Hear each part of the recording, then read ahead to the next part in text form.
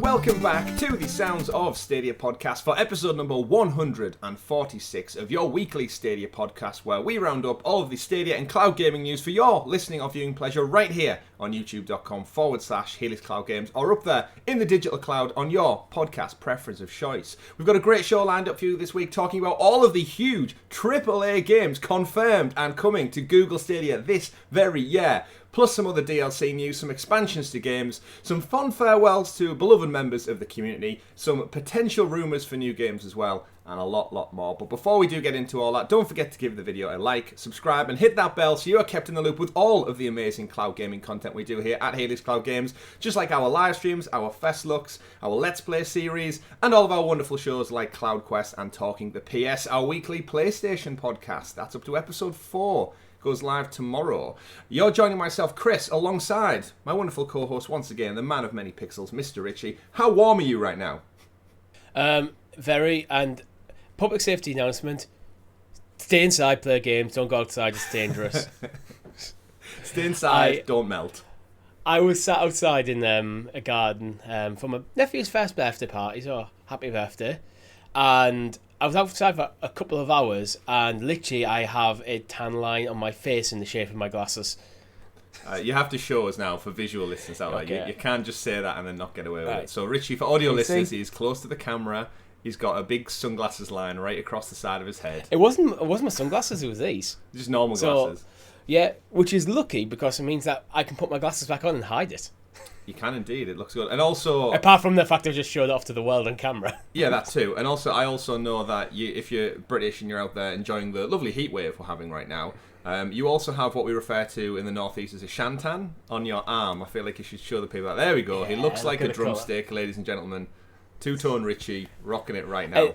The camera isn't picking it up as much as it is in real life. In real life, it's quite hilarious. It is indeed. But they'll have to make do with just you on camera today, Richie, while we round up all of the Stadia and gaming news. But yes, it is very warm out there, so pre-warning, I have ice. Oh no, you know what? Scratch that. I did have ice in my drink. It's melted. I was going to say apologies for the clinking of the glass to audio listeners, but that's gone, so you don't have to worry about that, folks. I do have a fan on in the room, so if you hear a little whirring throughout the podcast, I would apologise, but I'm not going to, because it's damn warm in this room, and I either sit here and melt and the podcast doesn't get done, or I sit here with my legs being blown by some nice cool air, because it's all I need right now. I'm lucky away, because this room doesn't get the sun till a bit later in the afternoon, so at the moment it's okay in this room. Yeah. But I imagine by the time we finish up CloudQuest, it's going to be sweltering. Sweltering heat. We do love a good moan about the weather over here. I'm sure there's loads of our audience. It's too hot and not too cold. Stateside are thinking, just turn the aircon on. We don't have aircon in the UK outside of commercial buildings and industrial. So here we are anyway to round up all of the sweaty Stadia news this week. Great show lined up, Richie. As I said, plenty to talk about. We've been enjoying plenty of games this month, plenty of game news. Before we get into the news though, have you been checking out any of the pro games that have dropped this week? What have you been playing? Actually, we did a live stream of one, so it's kind of weird because we're filming things out of order because we've already filmed Talking the PS where you give me a similar question. True. And now I've had a couple of days since before we recorded this. I've pretty much just been stuck bouncing between FIFA and Omega Ruby. I'm getting close to the end of Omega Ruby. I've got 8 badges now, so I think once I put that down, I'm going to jump into a new game, and I think I know what it is because I just bought it before I sat down to record this, and I bought it with my Google Play points. So if you're not using ad rewards, you should. Can I guess? Can I guess what it is? Yeah, go for it. Is it Far Cry Blood Dragon? It is. It's Yes! Far Cry Blood Dragon. Damn right. Yeah. Well, I can't wait to hear You've been pitching this game to me for years, and it's like, right, it's there. I had like 15 quid of Google Play points. Spoilers for later in the show. It's $12.99, so it's like, all right, I'm going to drop the money in that. So that's what I'm going to be doing after this show. You know what? I'm going to buy it right now off the back of that. I've deliberated on it pretty much all weekend since it went live, and you know what? I'm going to do it right now. On camera, there it is. Blood Dragon. I sat down prepping for this show, and I was like, oh, yeah, I'll buy that. Yeah, well, that might be the next game. Chris keeps telling me to play it, so even if I don't play it now, it's in my library for whenever I decide to. Well, I have £17.59 worth of play points, so I was umming and ahhing about... What game was it last week? I can't remember what it was that was in the sale, and then like most sales, it ended, and I missed the cut-off date, so there we go. Far Cry Blood Dragon. Yeah. I'll be jumping back into that beautiful game as well. And yeah, we'll get to that in the news. We did also play Five Nights at Freddy's, one of the pro games for July. If you haven't claimed your games already, what are you doing, man? It's the 10th. Actually, it's the 11th when you're listening to this of July. Get claiming. Richie, we had a great time with Freddy Fazbear and his creepy... I don't know what it was, like a musical arena. We couldn't quite figure it out. But... Yeah, it's like a kid's place, a Chuck E. Cheese style place. Did we have some jump scares? We did. It got us a few We times. had a lot of frustration on my part. Yeah, there was a few bits we got... And again, I know it's aimed at a younger audience, but we struggled with certain parts, I think. But yeah, some of the character creation and that... Not character creation, the design of some of the characters that you come across. Very creepy. There's a very sinister style to some of them, which I appreciate for the type of game it is. But go check that out. It's available now on the channel. Just like if you are a Helix Hero, one of the members who support us a little bit extra, from as little as 99p, you get exclusive perks and early access to some content, like our Talking the PS show, which is actually goes live on Tuesdays. However, we recorded it this past Friday, so you actually got it super early this week, earlier than ever before. In fact, just like you also get an episode of CloudQuest up to 6 days early. And Richie, this week, we've got a good episode lined up. I mean, they're all good, but we've got a good topic lined up for CloudQuest this week. Tell the folks what they could get right now if they join the channel as a member. So, we're going to be looking into an update on what the Game of the Year situation for Stadia. What games have come out this year that look like could be Game of the Year contenders? What's on Stadia that could be a Game of the Year contender? And what do we expect going forward for the rest of the year? Certainly. So very exciting. And do let us know in the comments below what you think your favourite game of the year will be on Google Stadia. Right then. Let's get it. Before it gets too hot, before the sun is high in the sky, Richie. Yeah. Let's get into the... Super sexy special Stadia story segment, a.k.a. The News. You know what I really like when we do the news? When we do it on Talking the PS and Rob still doesn't really know what to do. He kind of hears us say it, and then we both chime with the news, and he kind of sits there and goes, should I do this bit? Because we've never quite explained to him that everybody says the news in chorus. Yeah. I mean, there was for a long time we did try to always sync up, but recording through Discord makes it almost impossible. It does indeed. But yeah, go watch Talking the PS. Look at the panic on his face when we do the introduction to the news. Just see, because I see it every week and it makes me chuckle inside. I don't. I've got like Discord off to a side monitor, so I'm not usually directly looking at you when I'm talking to you. And also, I'm turning the tongue twister, so it's like you have to get. I've got my mind on other things. I would like to think out there, everybody, the hundreds and hundreds of people who watch and listen along, they sing along with the jingle. They like it, even if they can't quite get the tongue twister. I couldn't even say that. They say the news. People sat at work just going, the news. Just quietly under the breath. Let us know if you say the news out there. But first story of the week: Saints Row. The long-awaited back and forth meandering tussle of is it coming, is it not coming, is it coming, is it not coming. It's been rated, but it's not coming. Here's a press kit, but it's not coming. Will they say something? Well, you know what? Finally, the folks over at Saints Row have indeed confirmed via Twitter, tweeting out this last July the 8th, a new platform has entered the game. No PC, no problem. Saints Row will launch on Google Stadia, day and date, August 23rd, with other platforms. So we finally have confirmation. There's another AAA game coming to Stadia this year, following Rainbow Six Extraction back in January. I'm excited. It's going to fill the void of Grand Theft Auto on the platform. It's a day and date AAA game. Richie, it's finally here. Joy to the world. We have a AAA title lined up for this summer. How do you feel? First of all, I think this is a fantastic news that the game is finally coming. There's been a lot of speculation that we've covered, like the bits of code, press pack releases, and all sorts of stuff that strongly suggests it's coming. It still comes back to that point, though: is why didn't they just tell us before now? Because we knew it was coming to other platforms. It's one of them things you just. I don't understand the logic there, because just spit it out. Yeah, I don't want to labour the point too much because we've covered it for 2.5 years now. But it's if you're excited for this game coming, and it's coming to PlayStation, it's coming to Xbox, it's coming to PC. Mm-hmm. You've probably already committed to buying it on one of them by now. So Stadia, just and now Stadia is Well, there are. If you're a really die-hard Saints Row fan, you may have already lost your chance. Still, that's not the point though. This time round, so Yeah. at least for us Stadia players and our community out there, it's a big. It's just a win. It feels like a win. It feels like a rare win for the first time this year. Where it does. Finally, it's coming. I've seen loads of people kicking off on social media that it's not coming to Steam because it's an Epic Games one, and people actually lamenting the fact that it's on Stadia and not Steam, as though it's somehow Stadia's fault that it's not on Steam, which is hilarious. I really don't get that argument because I see PC gaming as a whole as a single entity, whether it's Steam or an Epic or Origin or whatever EA calling that now. It's all one big collection of ecosystems for me. So it's just because you've bought it on from one launcher rather than another, I don't really see much of a difference. But I know there's diehard people out there who are polar opposite to that view. But you know what? As a Stadia player and as a Stadia fan, I'm excited for this one personally. We'll never probably know why it took so long. Realistically, all of this could have been navigated around by just having it announced day one when it was announced for PlayStation, Xbox, and PC prior, instead of having these months of back and forth. I'm sure there's reasons, whether it was porting, financial reasons, agreements, sponsorships, whatever that might be. If you look on Saints Row website right now, Stadia still isn't even mentioned. If you go to the pre-order section, because it's not available for pre-order yet, I'm guessing it will be. I wouldn't be surprised if we got a Stadia blog post this Tuesday, because we are due one, that will have a big blowout page written up of Saints Row and pre-orders available now. In fact, you know what? Pre-orders will probably go up before the blog post does. That's the nature of how stuff rolls out. Anyway.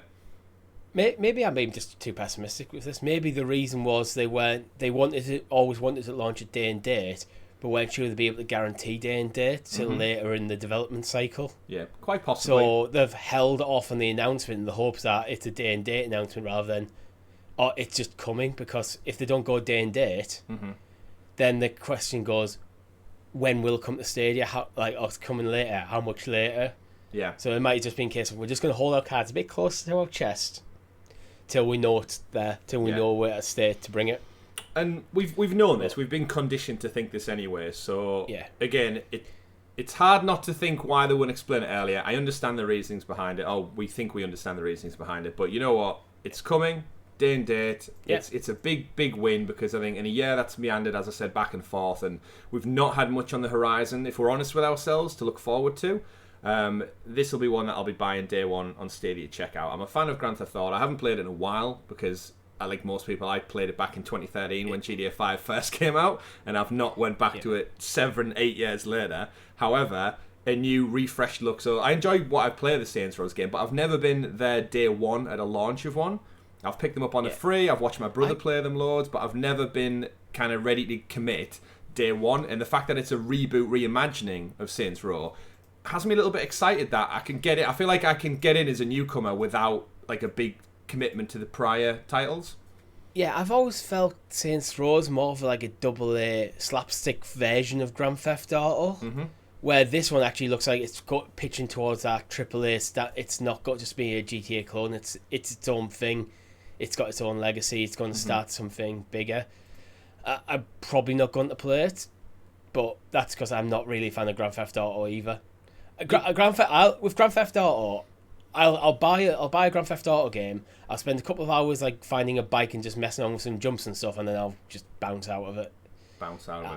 Yeah, the stories and stuff of Grand Theft Auto have never really gripped me. So, well, I appreciate it from afar. I want to jump in because I want to check it out. You can jump in on stream with me, Richie, and we'll see what shenanigans we can get up to. So, like I said, it's a new reimagining. It's set in Santo Ileso, a vibrant fictional city in the heart of America's Southwest, in a world rife with crime, where lawless factions fight for power. A group of young friends embark on their own criminal venture as they rise to the top and to make a bid to become self-made. Experience the biggest and best Saints Row playground ever created The unique sprawling world of Santo Alesso is the backdrop for a wild, larger-than-life sandbox of thrilling side hustles, criminal ventures, and blockbuster missions as you shoot, drive, and wingsuit your way to the top.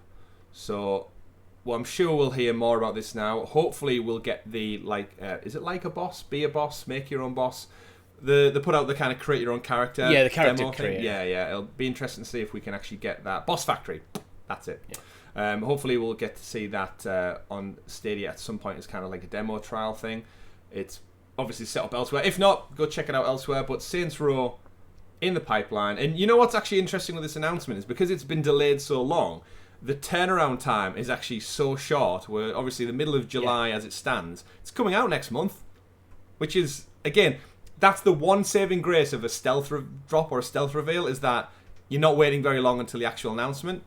Do I you prefer don't go that? through No. that cycle. You don't go through that cycle where you get the announcement, oh, get really hyped, and you just the interest tails off. Mm-hmm. That's what I found with like something like Death Stranding, like where we heard about the game so well in advance, but even right up to it, the game was not clear what it was. So by the time the game came out, I was no longer interested. Yeah, exactly. I should try that on PlayStation Plus actually. Mm-hmm.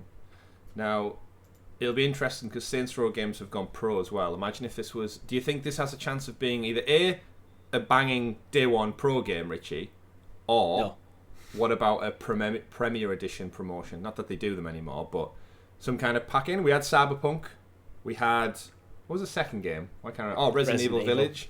We haven't had one for a while, but we also don't have any Premier Editions out there in the wild either, so... Let's face it, this is probably the biggest game on the platform this year.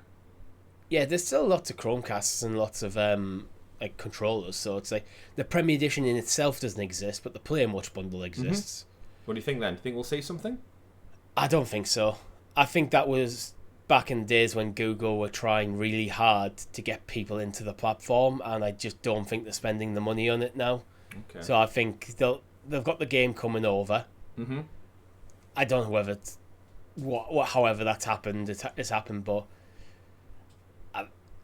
I just think it's not. It doesn't feel like the move that Google Stadia will be making in 2022. It feels like a 2020 kind of move when their platform was still like a really high priority for Google, that they were really trying to push it. Well, this might very well be the turning point.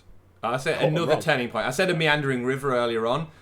Rivers have many lefts and rights, ups and downs, depending.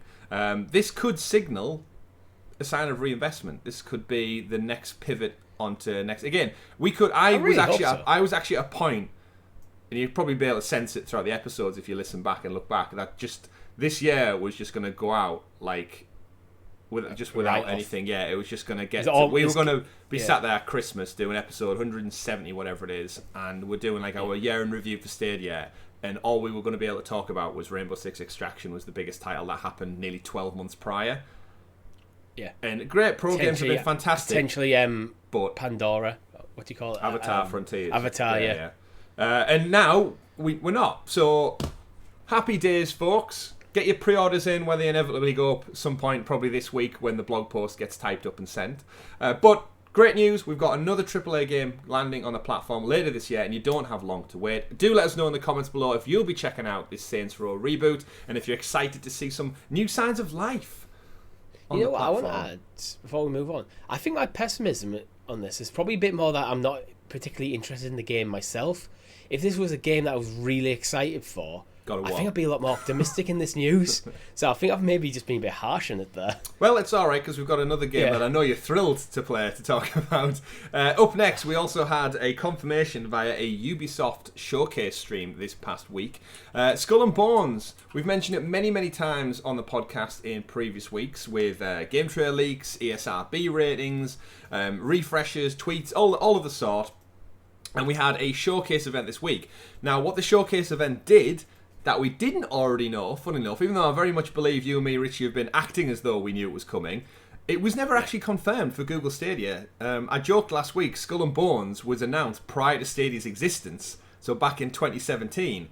And you and me, for the last few weeks, have kind of gone back and forth, just, I think, presuming it was always going to come, because Ubisoft have been such fantastic partners for Stadia.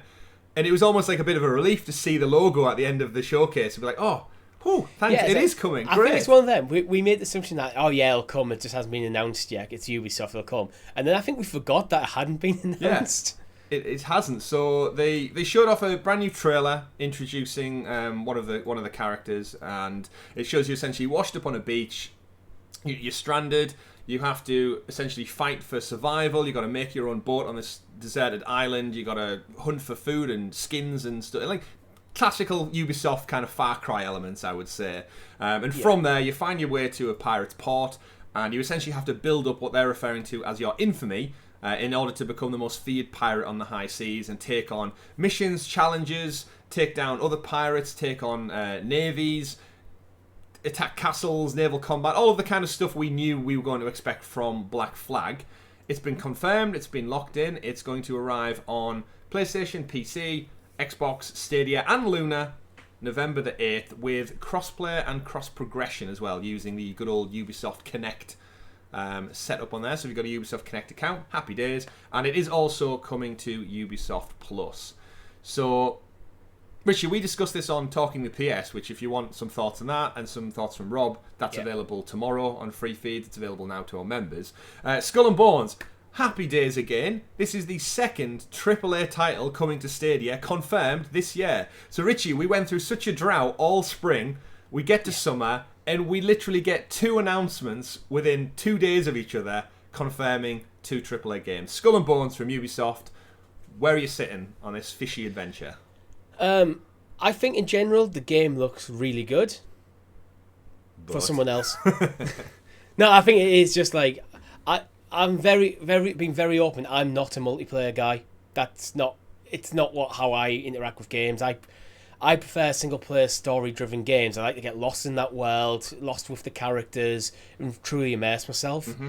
I find multiplayer persistent world experiences have, even when they try to do that, because they are more social. Like when I'm sat there playing a game with you, I'm not as invested in what's going on in the game, in the story, because I'm having a good time hanging out with my friends. Yeah. So if that's what you want from gaming, I think you're going to have a really cool time with this game. Yeah, I know. I don't like the sound of the PvP, though. The PvP just sounds like designed for people to grief each other. Yeah, so some of the details to clarify for folks out there, they kind of... And they did a big announcement. They said how they've took on board all of the feedback over the 7-8 years in development that this game has been.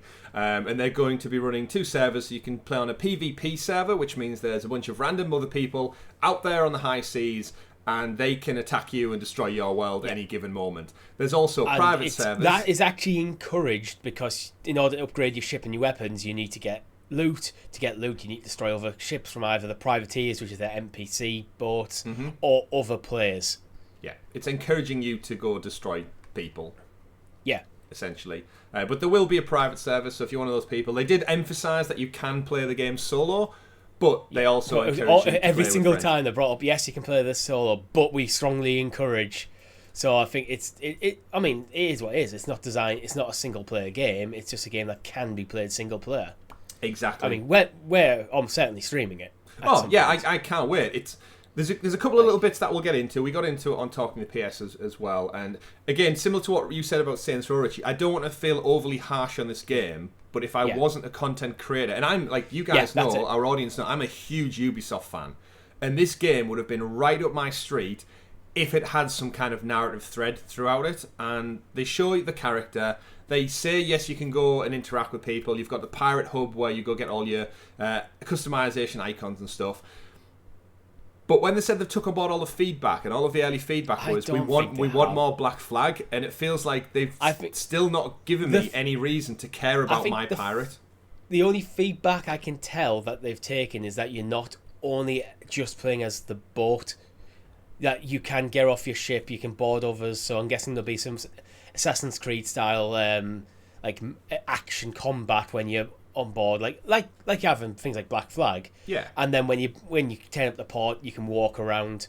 I think that's the feedback. Most of the feedback I think they've taken from their own executives who want to push Ubisoft to be more games as a servicey stuff. Where's the quartz? And if you're into that, that's absolutely fine. Again, yeah. I think we both have the same way we're going to approach this. We'll have the most fun playing this with you guys in our community streams. 100%. I want to form an armada, the Helix Armada. Yes, we'll pillage the high seas out there on the Indian Ocean. And again, the game looks beautiful. I enjoyed Black Flag, but I didn't enjoy the naval combat in Black Flag as much as the game. And I do really feel like having like a quartermaster just off screen somewhere going, let's go pillage the high seas and do whatever they intend to do. It's just going to be me looking at the front of a boat with waves, and then camera right, fire cannons, turn the camera left, fire cannons. Everything's reloading. I've been rammed from the side. Now there's a storm. I've either won or I've lost, and I get some more digital numbers jump up. Like, what am I doing that for? If I need to get to the height of infamy, I want that to tie into a campaign where I'm going to challenge the Blackbeard, the biggest pirate threat out there, to rule the Pirates ocean. Creed. Yeah, I want Pirates Creed. I want to look at a map and see the areas that I dominate, the areas that I've not found yet, the areas that belong to other influences like the British Navy or whatever it might be. And I want to challenge them, but I'd love to see characters come up. And the vibe I'm getting from the trailers and the hub world, it strikes me more of Riders Republic for pirates rather than Black Flag. And I get a feeling, I said it on Talking the PS and I want to reiterate, I feel like the biggest thing that's going to harm this game is all of the reviews are going to go, this is a solid 7 and 8, it looks gorgeous, plays really fun. If you want to play a good pirate game, go play a Black Flag. And that, I feel like, is going to be the damning line for this game, is go play a Black Flag if you want to play a good pirate game. With this being a multiplayer experience, this is basically an MMO. Mm-hmm. It needs to have that critical mass of players to sustain itself. And we still don't really know how much content there's actually going to be there. They're talking about loads of different ships and things that you can upgrade your ships. But it's like they haven't really talked too much about what like the quest systems are going to be, what the narrative hooks are going to be in the world, anything like that. It's kind of still a bit missing. I hope it does well. It definitely has the potential, and they also haven't talked about things like DLC, what the DLC is looking like, what loot box situations, what season pass situations, what NFTs. Yeah. It's obvious that they did not want to talk about that stuff. Yeah, with the during kind the presentation. But if there's that stuff that's going to be there, you almost need to rip off the band-aid and just go, look, guys, it's here. Yeah, I think with it being a re-reveal, they've kind of like tempered expectations with what's going to be shown. We should also point out, remember last week Ubisoft confirmed that they will be at Gamescom this year, which is still prior to launch. So I'm guessing we are going to see a trickle out of more news and content. And you know what? I'd love them to surprise me and go, here's a story trailer. And there's actually this whole campaign that's the underthread narrative to this online world. But that'd be great. It has to compete with Sea of Thieves as well. Yeah, it does. I actually, when you say compete, I said this in Talking the PS. It doesn't have to compete with Sea of Thieves. It has to blow it out the water, as far as I'm concerned. Because Ubisoft are kind of in a bit of rough seas unfavourable right now. Position. Yeah, they're in some rough seas, some choppy waters, and this game, I think it really needs to. If this game is full of microtransactions and NFTs and stuff, it is going to sink so fast. Like, can you capsize a frigate? Because Ubisoft have the potential to do that. They do indeed. Another point we should bring up as well is the price. So it's marked at £70. Obviously included with Ubisoft Plus. I think you and me will most certainly be checking this out on the monthly subscription model, which I think is probably for the betterment of this. I think it's pushing people towards that. If things like season passes and stuff are included in your Ubisoft Plus subscription, then that is clearly the smart way to do it, which is probably what Ubisoft want you to do. They want you to just get the Ubisoft Plus subscription, and then if your Ubisoft Plus subscription just gets you access to this game for the length of the game, plus all the extra content that comes out, maybe not things like cosmetics and stuff, because I highly doubt they do that. They want to have another revenue stream. Yep. But yeah, I hope it does really well, but because it is a games as a service stuff, and they haven't talked about the bad side of games as a service stuff, it still remains to be seen. Well, once again, we won't have too long to wait, even though we have waited many, many years for this title. November 8th is the confirmed release date, of course. We'll no doubt hear more about upcoming events and details to do with this pirate thing. But as far as we're concerned, it's another game coming to Stadia this very winter period. I apologise for that terrible joke. You should. But as I said, there's many more things in the pipeline. We do have the confirmation from Ubisoft as well that there is a Ubisoft Forward following on from Gamescom. So we reported on it last week that Ubisoft would be at Gamescom this year, but they then since came out and tweeted saying, save these dates. One of them was the Skull and Bones showcase that we've just discussed. The next one was we have the first Ubisoft Forward of 2022 dropping September 10th, 12 p.m. Pacific time and 9 p.m. Central time. We'll no doubt be watching along live right here on Helix Cloud Games. But it's nice to see that Ubisoft they've weathered the year a little bit. They've not had many big announcements. They've not had really any games come out bar Extraction so far. Obviously, they've had the little ones. Roller Champions came out. They knocked Hyperscape on the head. They're closing down servers for old games. They announced Splinter Cell without any concept art or any actual news.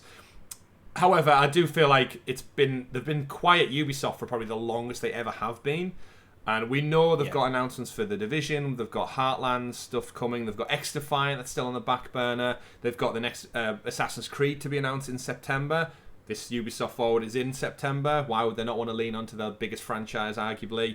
There's a lot of wheels in the works at Ubisoft, and I think, as we said, they've been going through a bit of a rough time of late with their focus on monetization and games as a service. Yeah, their decisions.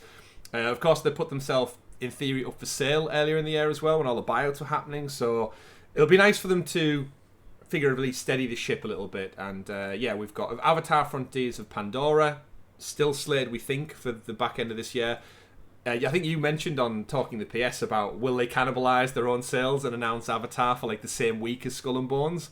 Wouldn't surprise us. Wouldn't surprise us. I absolutely 100% expect them to. Bear in mind that God of War week as well. Yeah, it's God of War week, so what better time to put out another title than the same week two other AAA huge games drop. But at least on Stadia, we'll have them all. We'll have to imagine if we have to choose between Avatar and Skull and Bones, because I'd lean towards Skull and Bones in that, actually. Would you? Because I'm not strongly interested in either of them, but I do want to play Skull and Bones with the community on the stream. Interesting. Where Avatar, I've no real fondness for the franchise at all. I haven't seen enough of the game to get me interested in it from purely a game point of view. Well, I was really sold on Avatar because I think when it was first announced, I hadn't not long got back from Disney World, Florida, and I went on the ride there, and it's absolutely phenomenal. Like it's like the most modern ride I've probably ever been on in terms of like VR and effects and style and thematic setup. Beautiful game. Maybe want to go watch the movies again. Of course, we've got 3 new James Cameron movies coming out, and I was sold on the game. And then I found out it was first person, and it was more Far Cry than it was Assassin's Creed. And I was like, not Assassin's Creed in the term you're not killing people. It could do really, really well. Although it does feel like a mistake with a game that's centered around like the Na'vi and that world. Being able to see and customize your character could be a really cool thing. Yeah, odd choice, but we'll see more about there that. Again, how many hours do people spend in like things like Skyrim customizing the character, then play like 100 hours in the game in first person? You get to see them in the mirror once or twice. I know I do that, so it is funny. But we know about it. Skull and Bones confirmed. The Ultimate Edition is available now for $100 on the Stadia Store if you're interested in that type of thing. But you know what? We've got cheap games to play, Richie, to dive into, and we finally got confirmation via a blog post this week from Stadia that Far Cry 3 Blood Dragon has finally dropped on the platform. It's at a terrific price right now of £12.99. I think it's $12.99 as well. I don't think there's an actual currency conversion going on. $14.99 USD according to the community blog post. Fair enough. Well, at the end of the 17th century, tales of the legendary heist attracted young outcasts from all over the world. That's Skull and Bones I'm reading from, Richie. I don't know why. Yeah, but it could blur. I was going to say the 17th century. Scratch that. Let's go forward a little bit in time. The year is 2007. This is how old this game is. It is the future. Oh, wow. You are Sergeant Rex Cult Mark IV Cyber Commando. The year is 2007 and the Earth has been ravaged by a nuclear war which erupted in the 90s. The East versus West conflict has raged for generations and humanity continues to struggle to progress after a disastrous decade. New paths for peace must be found and the US cyborg army may have just found a solution. A powerful bioweapon on a distant island. Your mission is to gather information and figure out what the hell is going on. This is a kick-ass cyber shooter. I just had to check something because when they're saying 2007, it is the future. It's like I didn't think Far Cry 3 was that old. This game was brought out in 2013 initially. Yeah. So it knows what it's about. It is. It's taking an 80s neon aesthetic, almost what we've seen in every Cyberpunk game for the last 5 years, actually.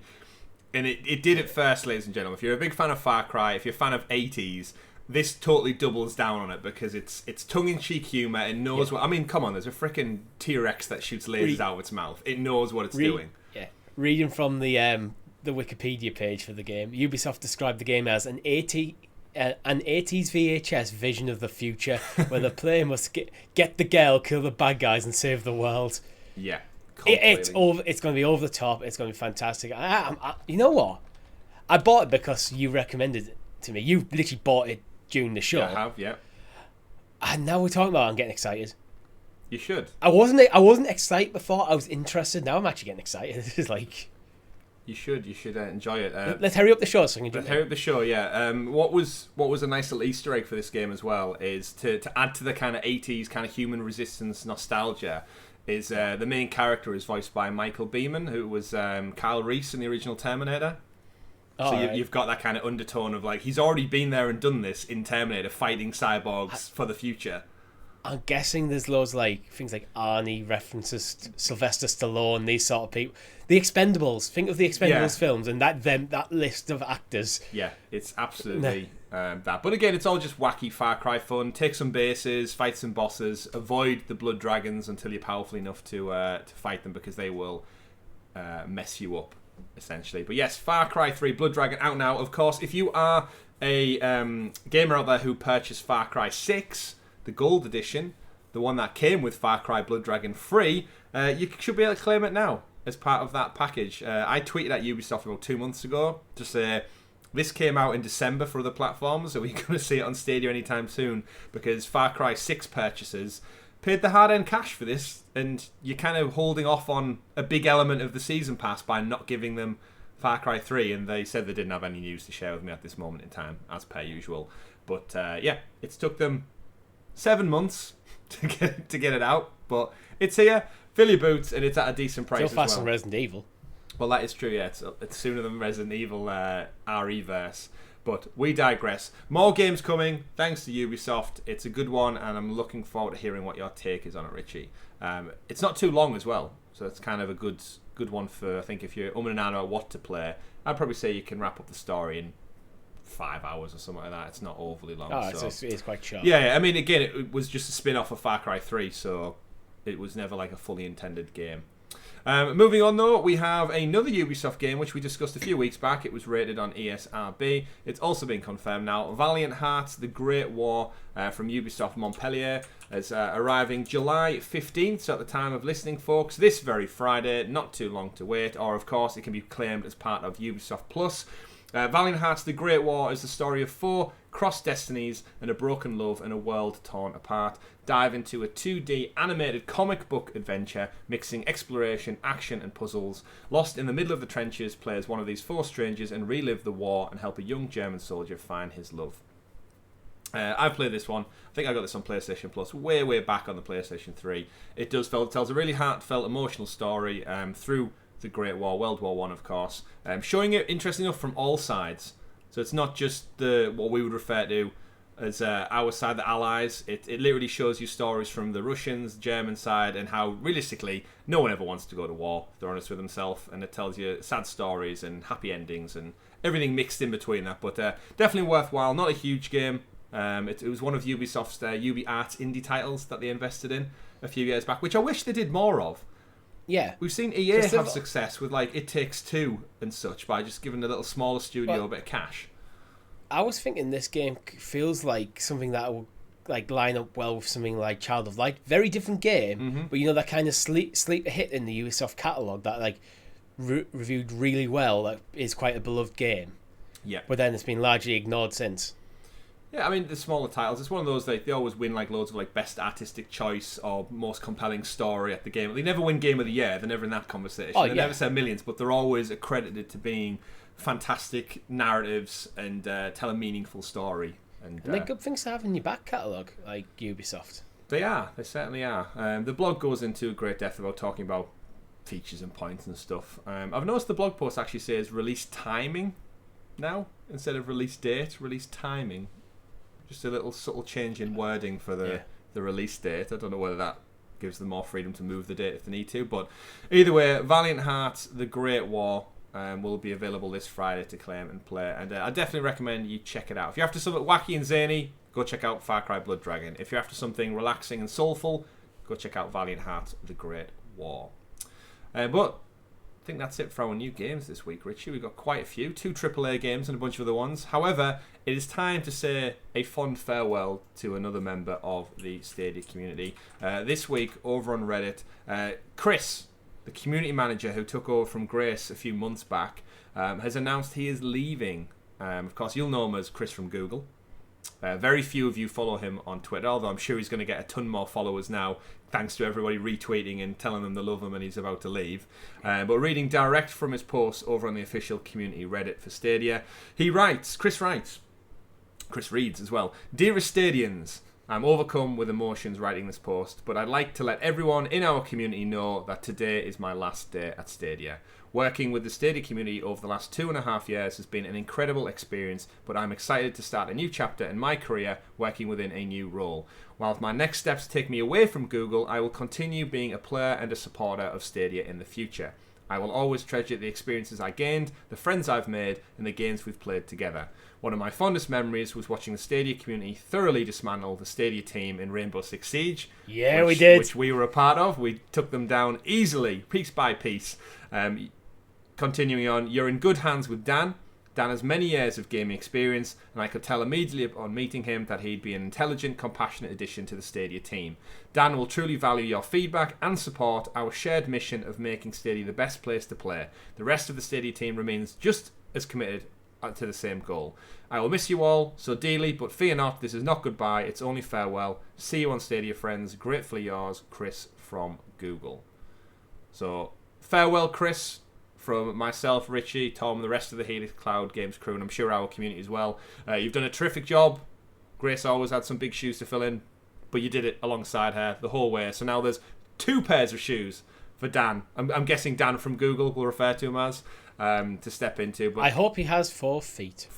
He might. You never know. You never know. No judgment here. But thank you to Chris, I think, from all of us here. You've done a great job. Terrific stuff for keeping the community engaged and building something that didn't exist prior to 2019. So farewell. See you in the clouds. Thank you very much for all you've done. And I'm sure everyone will echo that sentiment as well. I must admit, I did enjoy when his favourite moment was destroying him. Yeah, well, shout out to Meg, Alex, and Vet as well, because it wasn't just me and you. It wasn't just me and you. Yeah, we got a few licks in, but we wouldn't have done it without the amazing team, just like the amazing community out there. So thank you very much for everybody's support along the way, and farewell, Chris, on Ventures New. This isn't a negative story. We had this one, Grace left, where it's the reality is people leave and progress on in their careers, and that's part of life. It's not a bad thing. It doesn't have to be twisted into a negative thing. It doesn't mean everyone's jumping ship. It generally just means someone who has a career has decided to do something different for whatever circumstances. It's their own personal decision. Don't panic. It's a happy time. Farewell, Chris. Take care and enjoy playing games. That is all. Leave your well wishes in the comments below if you wish. Moving back to some game news, Richie. Nacon had a Nacon Connect. I'm guessing Stadia Connect isn't a thing, so they can just jump in there and steal the Connect moniker. Nacon did a stream of different titles and games showing off various things. We got new game announcements that I've never heard of, never seen of before. We won't linger too long on them because they're not confirmed for Stadia. Crown Wars, Raven's Watch, Survival Game, Paradise Project, Gangs of Sherwood. Read into them what you will. Sports franchises, Session Skate Sim, World Rally Championship Generations, Test Drive Ultimate, and a bunch of other action adventure things. Blood Bowl 3, Hell Is Us, etc, etc. We'll cover them more.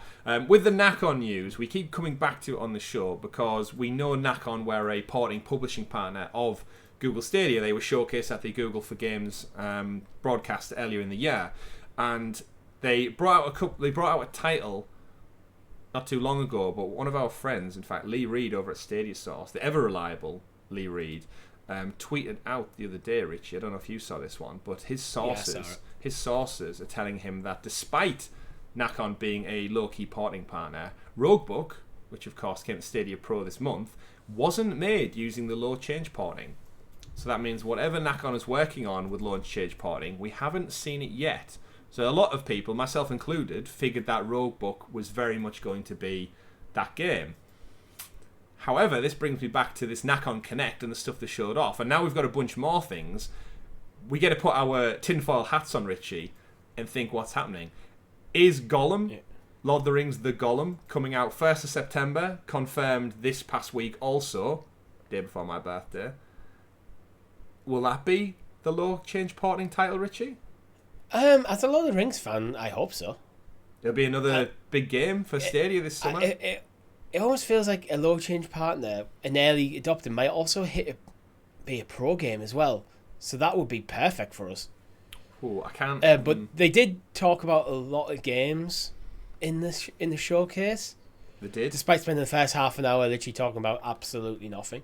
They did. I watched it. 20 minutes in, I just wanted them to get on with it. It was a bad approach. For anyone who didn't watch it, they essentially had two guys in the studio, which were very likable guys. The studio, the nice set guys. looked fantastic. And then they went on to show us a bingo card of images from the games they were about to announce. And the two hosts took guesses at what they thought the images were that they were about to reveal, even though they know what they're about to reveal because they're the ones hosting the show. It might have been a cool concept if they did like one card, then show the trailer, then one card, then show the trailer, then one card, show the trailer. But it was like, no, he's half an hour. I only watched the first half an hour while I was at work. But then it's like, I need to go back to work. I've got things to do. And then I was just busy. So I didn't watch the full showcase. And if they got rid of that first half an hour, I would have watched all the trailers in there. So it's to their own detriment as well. Yeah. That out of the games announced, looking through, because they did announce quite a lot for a small publisher. Yeah. Things that are due out imminently, I feel like one that Stadia would want to go for if it was up to Google would be the World Rally Championship, because they do love a good racing game. And I think with the lack of Grid Legends and the lack of Formula 1 22 coming, I feel like they don't have as many in the pipeline as they would have done. So I think World Rally Championship, which I played a few in yesteryear, out of the list they've shown and the ones that are due out imminently, I feel like that might be one that we'll see on Stadia, which I would like to see. I used to like the World Rally Championship games. Yeah. What do you think? I've got my eye on that Session Skate sim game. Mm-hmm. But I need to see more of it because literally the trailer I'm watching is just very dark. It does. Yeah. It's not very well. It's like you're skating at night, but it doesn't give you a good idea of how the game will control or anything. But I do like a skateboarding game, and it could be a non-Activision equivalent to Tony Hawk, which would be a decent gap for Stadia. To be honest, it'll fill a gap in the library. Yeah, well, looking at the Session Skate Sim is scheduled for September 22nd. World Rally Championship is set for October 13th, and Gollum is the 1st of September. So they're the only three games that were shown off that actually have dates this year. So if Stadia were going to partner with them and show them off at the Google for Games session a few months back, you've got to imagine I think we've seen a game from every one of those porting partners. And then when Roguebook came out, that's why everyone was like, "Oh, this is the game," and it wasn't. Yeah. So we shall see. Just to cover it off as well, they did announce some what I would refer to as quite large titles. Bit dated from the content, but we are talking about Blood Dragon and all 80s nostalgia. So the biggest other ones that stood out for me was RoboCop Rogue City. They showed off a trailer. They're going to get Peter Weller, the original actor who played him in the 1980s hit movie. 32 years later, he's coming back to Detroit to basically kick some ass. And they showed off very much like a city-inspired game. RoboCop rocks up as he does. Dead or Alive, you're coming with me kind of shtick. And it looks like it's going to be a kind of open-world RoboCop game. Where do you sit on that one, Richie? Are you a big fan of RoboCop, or...? I enjoyed it as a kid. You know one of them films you watch as a kid, and you shouldn't be watching you're too young as a kid. to really. Yeah, but you're too young. Realistically, you're too young to kind of comprehend what an IP is or anything. It's just this is a fun thing I've seen, and that's all RoboCop ever is to me. I don't really have any solid nostalgia for it. So this game, it doesn't do much to me. I think Nacon always feel AA. Oh yeah, undoubtedly. So it's when they're doing something quite distinct and interesting, that's when AA I think shines. But when it just feels like a more budget version of a typical AAA game, like this feels like just largely like a first-person shooter for the most part. It looks like Far Cry if they give them the RoboCop license. Yeah. It really does. So it feels like... So I'm not that interested in the IP, and the gameplay looks a little generic. So I'm assuming it's going to be a decent game, but it's not. It doesn't have. It's not like particularly drawing me in. Ooh, hard to please this week, you Richie. I am. You got sunstroke. I feel like this year I've been hard to please, to be honest. Well, there's a lot of games that come out and going, yeah, that's cool, but it's not for me. Well, there we go then. I think gaming goes in these sort of cycles where it's like a lower ebb for cycle of particular franchises I'm interested in, or styles of games I'm interested in. But I mean, we saw back in the Summer Games Fest how much stuff seemed to be like this, like gritty horror action-esque stuff. Yeah. Well, if you want some and then more... next year, everything will all be bright and vibrant as a counterpoint. Probably. Well, a counterpoint to RoboCop for me, because I had it on the Sega Mega Drive, was always Terminator. I remember playing RoboCop versus Terminator, which was a thing to think back in the early 90s. This was a game that actually existed and was made. It was really good, actually.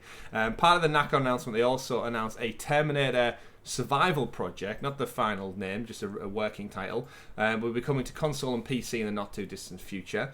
This is in development at Nacon Studio Milan, not Japan. It's a brand new project, totally unrelated to more linear Terminator games and adaptations we've seen over the decade. They showed the shortest of trailer showing the is it T800? Is that what the Terminator is? T800? Either way, you know the silver skeletal guy who messes stuff up. Arnold Schwarzenegger, absolutely stripped of his skin. That's what we're talking about. We're sure to expect plenty of kind of like shooty, crafty stuff. I don't know if it's first person or third person yet, but it's interesting to think that in 2022, Richie, we're still getting a RoboCop game, a Terminator game, Predator Hunting Grounds came out last year. There's alien games in the world. It's like when these movies first came out, like little did anyone know that they would still be going in some shape or form. Many decades later. You were talking about a RoboCop versus Terminator game from the same publisher. We're getting a RoboCop game and a Terminator game. So you know what's coming out in 2025. Yeah. Or some DLC maybe. Nacon did actually publish the last Terminator game, Resistance, which was reviewed poorly, but I've heard it's quite fun actually if you should kind of accept it for what it is. Yeah. So they've clearly got some kind of deal with the franchise on that one. No doubt they're going to keep making movies. We'll no doubt do a reboot or something. I didn't actually see the last one, but I've heard from our friends it wasn't the best. So, less said about that. What we don't know though is if they are coming to Stadia. So pinch of salt, put a pin in it for now. But Nacon are a low change porting partner, and we're yet to see what their game is. So again, we will speculate and theorise to the high heavens because we've got to fill out an hour-long podcast show. Next story. Yes? Before we move on, because this is not actually on the doc, I've just seen something. Is this breaking news? She-Hulk, not quite breaking. It's from a few days ago, but pretty much She-Hulk's been confirmed for Marvel's Avengers. Was this the guy who was doing a live stream? And yeah. Yeah. The voice actor actually accidentally announced it.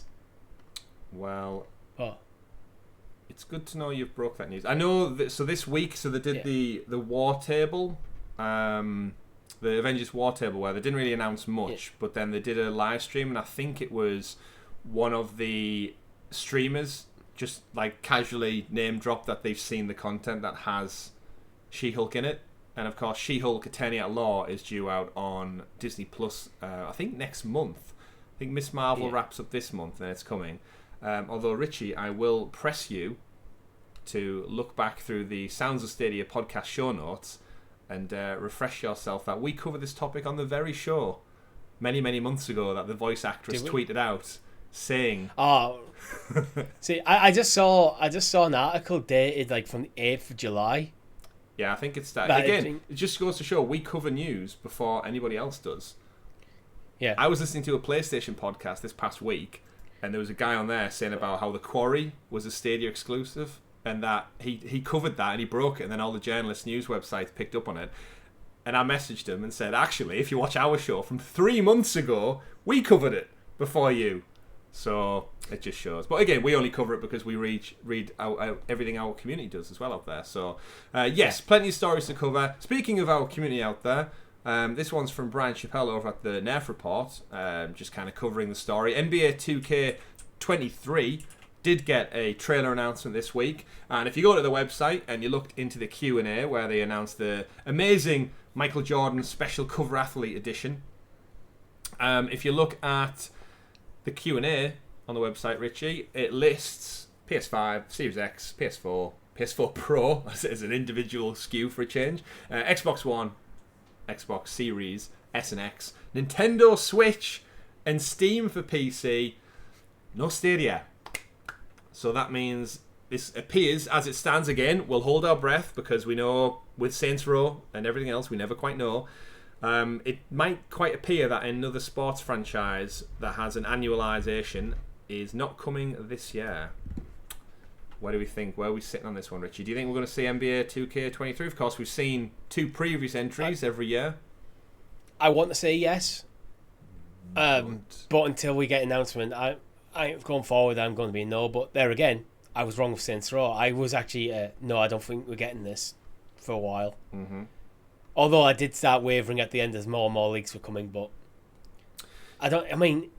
they went through the trouble to mention PS4 Pro on top of PlayStation 4, and they've went through the trouble to actually bring it to Switch. Mm-hmm. They even did it with Xbox One. They've got Xbox One, Xbox One X, and Xbox One S, all listed independent of each other.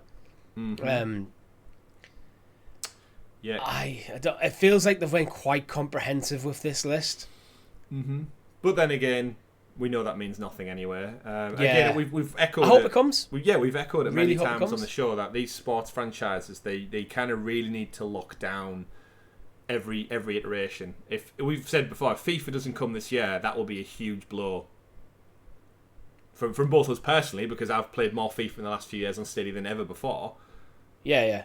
But it not coming will be just another sign that they're not getting the traction that they want. FIFA's is both mine and your sports games. But there's people out there who, for them, it's NBA. Yeah. So this would be the exactly same blow to them as it would be to us not getting FIFA. Yeah, it certainly would be. So I own one of the NBA games. I think the first one was like on a crazy deal for like $1.99 1 year, like back in 2020. And it was like, you know what? I've never really played basketball outside just us messing around or a PE lesson in school. But you know what? For that price, I want to buy it. Did I ever play it? Yeah. No, because I'm a gamer and I buy games and then never play them. That's what we do.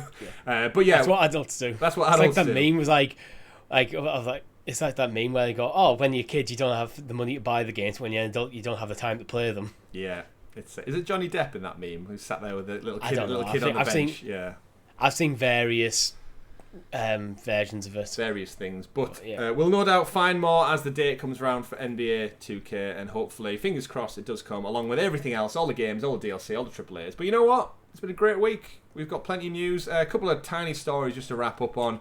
PUBG gets its new map next week. Deston, it's been teased for some time. It's going to bring new items, new gameplay, and a little bit of diversity in terms of the way the game plays. It's the hottest destination, the first new map to come to the Battle Royale since it went free to play back in February. It releases on July 13th. So when you're listening to this on Monday, it's out tomorrow. It's initially just for PC, unfortunately. So it's not out. Scratch that. Now I'm reading the article. It's not quite out yet. It's going to be on console the 21st of July. So for Stadia, Richie, do you want to take a guess? Do you think it's going to come with a PC release or the console release? Console release, because if you remember, PUBG can't disable mouse and keyboard support on Stadia. Okay. So I think they made a decision. I think at the time was to consolidate their player base. They made the decision to push Stadia into the console bracket. Interesting. Well, we'll have to jump back into PUBG at some point. Destin includes a flooded downtown, a swamp, coastlines, one of the tallest skyscrapers in the game, so they're adding a bit of verticality to the game, or a bit more than just hiding up on a second-story building. Biggest building ever made, as well as lodges. It's the 9th map to include the airboat vehicle, a suite of new utility items and features. It also includes a new weapon, a 12-gauge shotgun, superior accuracy and range come with that shotgun. Keep an eye out for security keys, because they can unlock security doors that might be hiding higher tier loot. So they've got a bit of a World War Z, blow your charges off and such. it feels very different in terms of the style of this map. It feels a bit more condensed, a bit more urban, rather than most PUBG maps I've played are quite sparse, quite spacious. Yeah, middle of nowhere. Where this, it feels like, imagine it's going to be a bit more action-y focused because you're going to be in tight corridors. Like, it's not going to be that whole, like, okay, I need to cross this massive cornfield, so let's stay low and take our time so no one sees us. Yeah. Agreed. But yeah, and we always cool. enjoy PUBG, and yeah, you're right. It'll be nice to jump into a map that feels very, very different from what the norm is. So, fill your boots. Maybe this week, maybe in the week after, depending on which version that they put out for Stadia. I'm sure some of our viewers and listeners out there know which version they're playing on. And final story for the week to round out the show. We missed it on last week's show due to the time of recording, but just a quick one. Clockwork Origins. I always want to say Orange because of the movie. Clockwork Origins, developers behind Elemental War 2, which came to the platform as a pro game as well. Not too far. It was a pro game, right? Elemental War 2? I don't know. Like it was. Either way, it came out on Google Stadia a few months back, and we always wondered what was happening with the original Elemental War. Well, it looks like, according to the Clockwork Origins blog post, that their progress report for July, in fact, does state that they are looking to bring it to more platforms, meaning a native PS5 and an Xbox Series X version, as well as a Stadia version, which they aim to have for release set up for the end of August/early September. So this is the original tower defense game taking on a new and exciting multiplayer match, dozens of hours of single-player gameplay in the crazy world with demons and monsters, as we know from Elemental War 2. Not really much more to say on that one, Richie. It's the original, so whether the original is better than the sequel, I'm not too sure. I've not checked out Elemental War, but puzzle, strategy, tower defense game, another game on the list. I'm sure people looking forward to that one. Did you check? Did we get Elemental War 2? Is that what you were checking? That's what I've been trying to look at. Did you claim it? No, what it was is there was a tweet back in May, and this was from Clockwork Origins addressing it. We got offered to launch. Offered to launch into Pro, but it was too late. 2 weeks before the release, we would have needed to shift our launch date to May the 1st, which wasn't possible due to some contracts with other platforms. Might enter Pro later. Then we'll see. Right. Okay. So yeah, I'm definitely new. So I've read something. it's still yeah. I think this is the game that should go pro because I think that's where you're going to get more people. With it being tower defense, I don't think I enjoy tower defense, but tower defense games are not the ones I'm going to go drop cash on. But if it's part of pro, I will jump in. Yeah, I agree. But folks, that brings us to an end of this week's episode of Sounds of Stadia. All of your Stadia news rounded up for your listening or viewing pleasure. It's been a great show, Richie. We've had two AAA games in one show. Who'd have thought? I know. But games are coming to Stadia. It's great news. It is great news. If you haven't done so already, everybody, do give the video a like and subscribe and hit that bell so you're kept in the loop with all of the great content we bring you here at Helix Cloud Games. Like our live streams of... I was going to say Freddy Got Fingered then. It's not. It's Five Nights at Freddy's. That'd be a very different game. It would. Very funny movie, though, if you've not seen it before. Daddy, would you like some sausage, Richie? It's been a long time since I've seen that movie. Do you think it's hold up today? I'm no, not sure it's probably very not allowed in today's world. But yes, we have. We're going to go away and record an episode of CloudQuest as well. We've already recorded Talking to PS. Remind the fine folks out there, Richie, what we'll be discussing on this week's CloudQuest show. We're talking about the games of the year so far. What we expect the game of the year by the end of the year for Stadia could be. Indeed. And other things of that sort of. And other things. Game of the year watch. AAA's. Another great episode. Basically, we're going to jump back in and say how is Stadia doing. How's it faring in July of 2022? Indeed. And if you want that episode up to 6 days early, you can click join below if you're watching on YouTube. And from as little as 99p, you can support us, fine folks, a little bit more, bring you better quality content, more quality content, plus some exclusive perks and rewards. CloudQuest early. And this week, Talking the PS early as well. That's available right now. So if you're watching this on a Monday and you want your PlayStation fix and you don't want to wait for it to drop tomorrow on free feeds and podcast services, click join below now. You not only support us, but you get extra content as well. But that's been it, Richie. All the Stadia news. Been a terrific show. Thank you everyone who's tuned in for episode 146. You can find me at CyberChris2077 on socials. You can find Richie at RichieC89. You can follow everything else on Facebook, Twitter, Discord below at Helix Cloud Games. My name's been Chris. And I've been Richie. We've been Sounds of Stadia. Have a great week, folks. And remember, play whatever makes you the happiest. Stay out of that sun and don't get burnt like Richie did. Goodbye. Yeah, it's not fun. Bye.